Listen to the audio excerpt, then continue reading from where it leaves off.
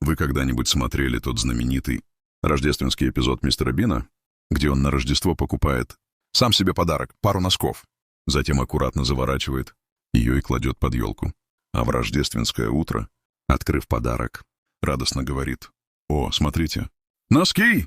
Будто кто-то другой действительно подарил их ему. Наблюдая за этой сценой, хочется улыбнуться, но остановитесь на мгновение. Разве эта история не кажется немного знакомой? Согласно христианскому верованию, Бог создал своего собственного Сына, чтобы он мог быть принесен в жертву, а затем, чтобы он мог принять эту же жертву, чтобы простить грехи человечества. А теперь задумайтесь на секунду, что это за представление? Бог, который сам готовит жертву, сам ее приносит, а потом радуется ей сам. Это точно сцена из мистера Бина, где все делает сам, а затем сам себя удивляет.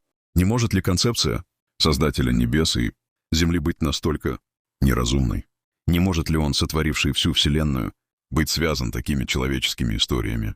Коран учит нас простой, но глубокой истине. Аллах единственный, самодостаточный. Он не рождает и не был рожден. И нет равного ему.